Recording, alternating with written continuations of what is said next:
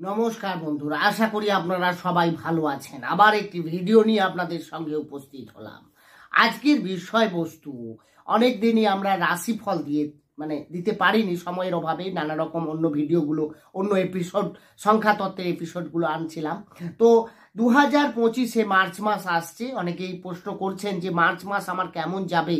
হ্যাঁ, মার্চ মাসে অনেকে ইনভেস্ট করতে চাইছেন, কারা হয়তো বিজনেস শুরু করতে চাইছেন, পড়াশুনো, অনেক সময় এই সময় এক্সাম থাকে অনেকের। তো এই এক্সাম আপনার কেমন যেতে চলেছে, আপনি অনেক দিন ধরে সমস্যায় ভুগছেন, তো তার থেকে কি এই মার্চ মাসে কোনো সুরাহা হবেন? দেখুন, সময় কথা বলে। গ্রহ বা আপনার জন্ম চার্ট যেভাবে রয়েছে, কোন সময় কি করবেন, কোন দিকে যাবেন, এটাই কিন্তু অ্যাস্ট্রোলজির মেইন উদ্দেশ্য। আপনাকে পজিটিভ এনার্জেটিক করা, আপনার মধ্যে যে সত্তাটা রয়েছে সেটাকে জাগিয়ে দেওয়া, জানানো, এটাই অ্যাস্ট্রোলজারের কাজ। বন্ধুরা, আপনারা যারা এই মেষ রাশির যারা জাতক জাতিকা রয়েছেন, তাদের এই 2025-এ মার্চে এসে কি ফল দিতে পারে এই মাসে আমরা বিশ্লেষণ করব। গ্রহের অবস্থান কি থাকবে, সেই অনুযায়ী আপনি কোন কোন দিকটায় এগোবেন, কোন কোন দিকে একটু সাবধানে পিছিয়ে রাখবেন নিজেকে, তো সেই জায়গাটাই আলোচনা। তাই যারা মেষ রাশির জাতক জাতিকা রয়েছেন, ভিডিওটি প্রথম থেকে শেষ অবধি দেখুন। দেখার পর আপনার ভালো লাগলে পারলে চ্যানেলটিকে সাবস্ক্রাইব করুন। সাবস্ক্রাইব করে পাশে থাকা বেল আইকনটি প্রেস করতে ভুলবেন না, কারণ এই ধরনের ভিডিও নোটিফিকেশন পরবর্তীকালে তাহলে আপনি সহজে আসি আলোচনায়। তাহলে 2025-এ মার্চ মাসে যদি দেখা যায়, তাহলে মেষ রাশির সাপেক্ষে গ্রহের অবস্থানটা কেমন আছে আগে দেখে নেব। আপনার রাশির দ্বিতীয় ভাবে থাকছে বৃহস্পতি, তৃতীয় ভাবে থাকছে মঙ্গল, ষষ্ঠ ভাবে থাকছে কেতু। আপনার রাশির দ্বাদশ ভাবে থাকছে কে না শুক্র, বুধ এবং রাহু।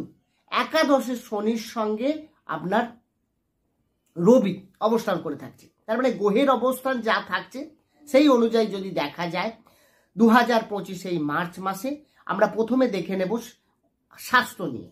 কারণ হেলথটা যদি ঠিক থাকে তবেই না আগে আপনি সব কিছু করতে থাকবেন। আপনার হেলথ ঠিক নেই, অথচ আপনি, তাহলে হেলথ হচ্ছে সব থেকে ইম্পর্টেন্ট। তো আমার শরীর কেমন থাকছে এই মেষ রাশির যারা জাতক বা জাতিকা রয়েছে, 2025-এ মার্চে যদি দেখা যায় আপনার হেলথ নিয়ে কিন্তু একটু চাপ থাকলেও তেমন ভয়ের কারণ নেই। তার কারণ আপনার রাশির অধিপতি গ্রহ মঙ্গল, সে তৃতীয় ভাবে থাকছে। তৃতীয় ভাবে গ্রহ শুভ না হলেও এখানে কিন্তু মঙ্গল আবার একটু পজিটিভ ফল দেয়। আপনার ট্রাভেল হবে ছোটোখাটো, আপনার একটু দৌড়ঝাঁপ হবে, ক্লান্তি বোধ আসবে আপনার মধ্যে। আপনাকে তার জন্য কি করতে হবে, যদি বাইরে যান বা ছোটোখাটো ট্রাভেলে যান, তারপরে খাওয়া দাওয়ার প্রতি আপনাকে একটু নজর রাখতে হবে। পেটের কিছু সমস্যা হালকা আসতে পারে, আপনাকে সে বিষয়। বাকি ওভারঅল যদি দেখা যায় স্বাস্থ্য নিয়ে এই মাস অর্থাৎ মার্চ মাস তেমন কোনো ভয়ের কারণ নেই, আপনি সাবধানে এগোতে পারেন।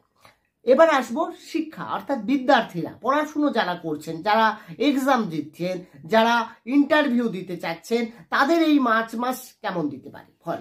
তো বন্ধুরা, যদি দেখা যায় তার মানে মেষ রাশির ক্ষেত্রে পঞ্চম থেকে আমরা শিক্ষা বিচার করি। তাহলে পঞ্চমের অধিপতি কে না রবি অবস্থান করে থাকছে একাদশ ভাবে 14ই মার্চ পর্যন্ত। 15ই মার্চে কিন্তু দ্বাদশে গোচর করে যাবে। তার মানে 14ই মার্চ পর্যন্ত শিক্ষাক্ষেত্রে তেমন কোনো সমস্যা হচ্ছে না, কারণ এই সময়টা আপনার জন্য পজিটিভ। আর এই সময় যদি আপনার কোনো এক্সাম থাকে, এই সময় কোনো শিক্ষা নিয়ে ডিসিশন যদি থাকে, আপনার মধ্যে যদি কোনো ডাউটনেস কাজ করে, সেগুলো কিন্তু অনেকটা ক্লিয়ার থাকবে। এই সময় আপনি কোনো সিদ্ধান্ত নিন, অবশ্যই ভালো হবে। কিন্তু যখনই 15ই মার্চের পর রবি আপনার দ্বাদশে চলে যাবে, দ্বাদশ মানে ব্যয়ের ক্ষেত্রে, এখানে যারা পড়াশুনো করতে চাচ্ছেন বাইরে গিয়ে, একটু দূরে গিয়ে, বাড়ির অনেক দূরে গিয়ে, তাদের ক্ষেত্রে কিন্তু আবার ভালো ফল দেবে। এবং তারা যদি সেরকম প্ল্যানিং করে, মেষ রাশির ক্ষেত্রে যদি এটা মনের মধ্যে থাকে যে আমি বাইরে গিয়ে পড়বো, বিদেশে গিয়ে পড়বো, তো সেই জায়গায় তাদের ক্ষেত্রে কিন্তু অনেক ভালো ফল দেবে। এবং এটা কন্টিনিউ করবেন একদম এপ্রিলের 14-15 তারিখ পর্যন্ত। তো এই এক মাস, কারণ এক মাস করে এক একটা রাশি দিয়ে রবি গোচর করে থাকে, তো সেই জায়গায় আপনার কিন্তু ভালো ফল পেতেই পারেন এই সময়টা। তো এই বাকি ওভারঅল যদি দেখা যায়, এখানে কিন্তু রাহু অবস্থান করে থাকছে, তো আপনার মাইন্ডটাকে একটু ভ্রমিত করতে পারে, আপনার মধ্যে ডিসব্যালেন্স তৈরি হতে পারে। আপনি কি করবেন না করবেন, কোন দিকে যাবেন, একবার ভাবছেন যে এটা নিয়ে পড়বেন, তো একবার ভাবছেন ওটা নিয়ে গেলে হয়, বন্ধু তো ওটা নিয়ে পড়ছে, আমি কি করব, আমার গার্জেন্সও এটা নিয়ে ভাবছে। তো এই নিয়ে একটা টানা পড়েন আপনার মধ্যে চলবে, আপনাকে এখান থেকে বেরিয়ে আসতে হবে। তার মধ্যে ওই 14 তারিখের আগে তাহলে আপনি ডিসিশনটা নিয়ে নিন, আপনার জন্য ভালো। এরপরে আসবো প্রেম ভালোবাসা। হ্যাঁ, যারা প্রেমিক প্রেমিকা রয়েছেন তারা তো প্রশ্ন করেনি যে বন্ধুরা আপনার এই 2025-এ শুরু হয়ে গেল, আপনার তো সমস্যা মিটছে না, তো এই মার্চ মাসে কি একই চলবে? বন্ধুরা, যদি দেখা যায় এখানে পঞ্চম থেকেই প্রেম ভালোবাসা বিচার করা হয়, পঞ্চম প্রতি একাদশে থাকছে তবু ঠিকঠাক, কিন্তু মিসআন্ডারস্ট্যান্ডিং, কারণ রবি আর শনি একসঙ্গে, এটা কিন্তু শুভ নয়। তো সেই জায়গায় আর্গুমেন্টে যাবেন না, বলছে শুনে নিন, আপনি তারপরে রিপ্লাই করুন, বুঝিয়ে বলুন। আপনি মধ্যে যেমন আপনার যে প্রেমিক বা প্রেমিকা যেই হন না কেন, তার মধ্যে একটা খিটখিটে মেজাজ, তার মধ্যে ছোটোখাটো বিষয় নিয়ে রাগ অভিমান বোঝাতে হচ্ছে বা সন্দেহ, এগুলো তো থাকবেই। আর প্রেম ভালোবাসা আর ফ্যামিলি লাইফের ক্ষেত্রে তো শনি তো আপনাকে খুব ভালো ফল দেবে না, আপনি এক্সপেক্টও করবেন না। তো এই জায়গা থেকে আপনাকে কিন্তু একটু সাবধান হতে হবে। আর সাবধান তো তারপর হতে হবে যখনই 14 তারিখের পর, অর্থাৎ 15 মার্চের পর যখনই রবি দ্বাদশে চলে যাবে, এখানে কিন্তু প্রেম ভেঙেও যেতে পারে, আপনার সাবধান। প্রেমের ক্ষেত্রে রিলেশনটা এমন হবে হয়তো কথা বলাই বন্ধ হয়ে গেল 1 মাস, আপনাকে সেই বিষয়ে কিন্তু মাথায় রাখতে হবে, সেইভাবে প্রিপারেশন নিতে হবে, আপনাকে তাড়াহুড়ো করা যাবে না। এখানে আপনি দুজনকে দুজন বুঝুন, দরকার পড়লে সময় নিন, বা সামনে বসে কোনো বিষয় নিয়ে কোনো বিতর্ক যদি থাকে তাহলে সেটা নিয়ে আলোচনা করে নিন, তাহলে দেখবেন সম্পর্কটা খুব ভালো যায়। তাহলে মানে মাসের মিডিলের আগে তবু ঠিক, তারপরে একটু বাধা। হ্যাঁ, আরেকটা জিনিস হবে, বাইরে যেতে পারবেন, বাইরে ঘুরতে যেতে চাইছেন তো যেতে পারেন, আপনার এই সময়টা কিন্তু 15 মার্চ থেকে আপনার সেই সময় শুরু হয়ে গেল। আপনারা যারা সঙ্গে নিয়ে বাইরে ঘুরতে ভ্রমণে যেতে চাইছেন তাদের ক্ষেত্রে কিন্তু খুব ভালো। এরপরে যেটা আসবো আপনার বিবাহিত জীবন বা বিবাহ যাই বলি না কেন, আমরা সপ্তম থেকে তো বিবাহ বিচার করি, তাহলে সপ্তমের অধিপতি কে না শুক্র। শুক্র থাকছে দ্বাদশে উচ্চস্থ হয়ে, দ্বাদশ ভাব কিন্তু উচ্চস্থ, শুক্র এখানে খুব ভালো ফল দেবে। অর্থাৎ আমরা যদি, আর দ্বাদশে কিন্তু শুক্র যথেষ্ট, সে উচ্চস্থই হোক আর নর্মালি থাকুক, নিচস্থ হলে খারাপ ফল দেবে অবশ্যই, কিন্তু দ্বাদশে ফল কিন্তু খুব একটা খারাপ দেয় না, কিন্তু এখানে মেষ রাশির জন্য তো মালামাল, খুব ভালো। তার মানে ম্যারেজ লাইফ নিয়ে আপনাকে বেশি কিছু ভাবার নেই। ম্যারেজ লাইফ নিয়ে ভাবার নেই কেন না, আপনার যদি বিয়ের জন্য অনেক সময় যোগাযোগ হয়ে থাকে, অনেকে মার্চ মাসে বিয়ের ফাইনালও করতে পারেন, বা আপনাদের যোগাযোগ ফাইনাল হচ্ছে না নানা দিক দিয়ে হয়তো দেখা গেল সামনে এসেই কেটে যাচ্ছে, আপনি বারবার চেষ্টা করছেন হচ্ছে না, শুক্র খারাপ আছে আপনার জন্মছকে। তবে হ্যাঁ, এটাও কিন্তু দেখতে হয়, প্রত্যেকটাই আলোচনা আমি বারবার প্রত্যেকটা ভিডিও, অনেকেই হয়তো ভুলভাল কমেন্ট করেন, জানেন না, ভিডিওটা দেখেন না, আমার ভিডিওগুলো না জেনে একটা আপনাকে করতে হবে কমেন্ট করে দেন, কিন্তু ভিডিওটি প্রথম থেকে দেখুন শেষ পর্যন্ত, আমার ভিডিও করার উদ্দেশ্য কি, অর্থ কি সেটা বুঝুন। দেখুন, আপনার মেটাল চার্ট মানে জন্মকুণ্ডলিতে যদি যে গ্রহ খারাপ আছে তার ফল আপনাকে ভোগ করতেই হবে, সেখানে আপনাকে কেউ সরাতে পারবে না। কিন্তু গোচরে, কারণ সবসময় তো গ্রহ এক জায়গায় স্থির থাকে না, এই গোচরে যখন চেঞ্জ হয় বা দশা অন্তর্দশায় ভালো কোনো দশা এলো আপনার লাইফে, তো সেখানে আপনাকে তো কিছু ভালো ফল দেবে সেই গ্রহটা, সবাই তো সবসময় খারাপ ফল দেবে না। তো সেই জায়গাটা আপনার বুঝতে হবে। তাহলে জন্মকুণ্ডলিতে যদি আপনার দেখা যাচ্ছে শুক্র খুব ভালো পজিশনে আছে, তো সেই জায়গায় আরো ভালো ফল দেবে, খারাপ থাকলে কিছুটা কম দেবে, কিন্তু দেবে। এবার আসবো ভাগ্য, সব থেকে গুরুত্বপূর্ণ। ভাগ্যের কি জায়গা না, নবম থেকে আমরা ভাগ্য, নবম থেকে পিতা, নবম থেকে ধর্ম, এগুলো বিচার করি। তাহলে ভাগ্য ভাব আমাদের ওখানে, নবমপতি কে বৃহস্পতি, সে দ্বিতীয় ভাবে আছে, শত্রু ক্ষেত্রে, কিন্তু দ্বিতীয় ভাবটা ভালো। তার মানে ভাগ্যক্রমে আপনি অর্থের প্রাপ্তি, এটা দেখা যাচ্ছে। আপনি এমন কিছু কথা বলবেন যাতে আপনার উন্নতি লুকিয়ে আছে আপনার কথার মধ্যে, আপনার বাণীর মধ্যে, সুতরাং কর্মক্ষেত্রে আপনি সেইভাবে ডিলিং করবেন। অর্থাৎ আপনার এই সময় কিছু প্রমোশন, এই সময় কিছু প্রাপ্তি, এগুলো দেখা যেতে পারে। বা আপনার দেখবেন ইনভেস্ট করতে গেলেও এই সময়টা আপনি কাজে লাগাতে পারেন।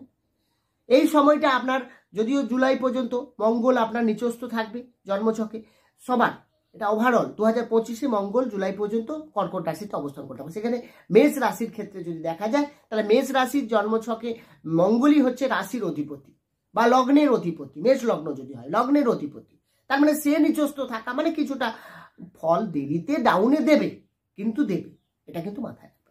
এরপরে আসবো কেরিয়ার নিয়ে, কর্মক্ষেত্র নিয়ে। অনেকেই প্রশ্ন, চাকরি পাচ্ছেন না, চাকরি নিয়ে টেনশনে আছেন। আচ্ছা বন্ধুরা, যারা চাকরি নিয়ে চাপে আছেন, টেনশনে আছেন, তাদেরকে আমি একটা কথা বলবো, আপনি যখন চাকরি চুজ করেছিলেন তখন তো আপনি কোনো অ্যাস্ট্রোলজার কি দেখিয়েছিলেন, বা আপনি কোনো গাইডলাইন্স নিয়ে কি করেছেন যে আপনার জন্মছকে কোন দিকে আপনার কোন লাইনে কেরিয়ার উন্নতি আছে, কেরিয়ারে আপনার হবে বা এক চান্সে হয়ে যাবে, সেটা আপনি হয়তো দেখাননি। কিন্তু এখন আপনি সে নিয়ে এগিয়ে এসে আপনাকে চিন্তা করে কাজ নেই, আপনাকে ট্রাই করতে হবে, চেষ্টা করতে হবে, পরিশ্রম দিতে হবে আপনি সেই হিসাবে। কারণ অনেক সময় আমরা এটা প্র্যাকটিক্যাল দেখেছি, তার কেরিয়ার মেডিকেল লাইনে রয়েছে, সে ইঞ্জিনিয়ারিং নিয়ে পড়াশোনা করছে, তার মানে তাহলে তার কেরিয়ারের চুজ করাটা তো ডিস্টার্ব, চুজ করাটা তো ভুল।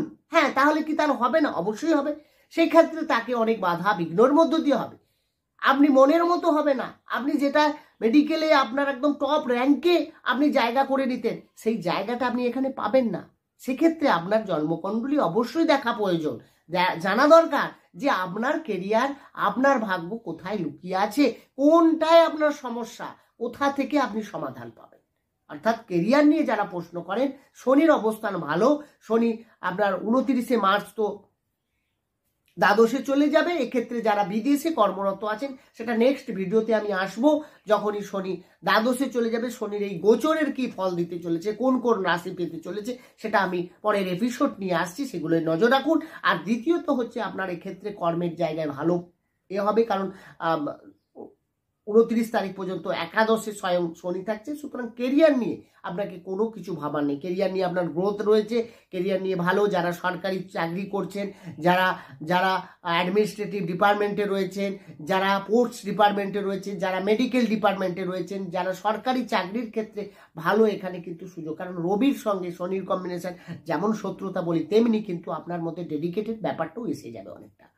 বিজনেস নিয়ে যদি বলা যায়, তাহলে মেষ রাশির ক্ষেত্রে দেখা যাবে 2025 এই মার্চ মাসে ব্যবসার ক্ষেত্রে কিন্তু খুব একটা ভালো চলবে না। তার কারণ মার্চ মাসে বুধের অবস্থানগতভাবে কিন্তু খুব একটা চেঞ্জ নেই, দ্বাদশে বুধ নিচস্থ হয়ে বসে আছে, একটা যেমন ডিস্টার্ব, তেমনি সপ্তমপতি আবার উচ্চস্থ হয়ে আছে, এখানে আবার একটা পজিটিভ, অর্থাৎ মিশ্র ফল দেবে। একটু ভেবেচিন্তে কাজ করবেন, কোনো গুরুত্বপূর্ণ ডিসিশন হলে একটু সময় নিয়ে, আপনি তাড়াহুড়ো করবেন না। এক্ষেত্রে রাহু কম্বিনেশন হয়ে আছে, তো বিজনেস আপনি যে যে সাবজেক্টগুলো নিয়ে করেন, যদি আপনি লোহা, কোনো ইম্পোর্ট এক্সপোর্টের বিজনেস করেন, আপনি ট্যুর ট্রাভেলের বিজনেস করেন, কোনো খাদ্যদ্রব্যের বিজনেস করেন, সেক্ষেত্রে আপনাকে অনেকটা প্রায়োরিটি পাবেন। এইসব বন্ধুরা, এই আলোচনা শেষ নেই, আলোচনা চলতেই থাকবে, আরো অনেক বাকি থেকে যায়, কিন্তু আমাদেরও তো থামতে হয়, সময়টা খুব কম।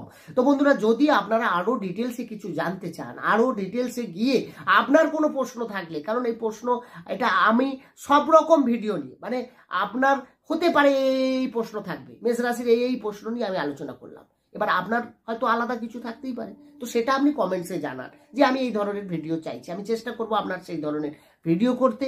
আর যদি কোনো ডিটেলসে জানতে চান, জন্মছক বিচার করতে চান, বাস্তু নিয়ে কোনো বিষয় জানার আছে, অবশ্যই ডেসক্রিপশনে তো নাম্বার থাকছে, সেখানে গিয়ে যোগাযোগ করে নিন। ভালো থাকুন, সুস্থ থাকুন, দেখা হবে অন্য একটি ভিডিও।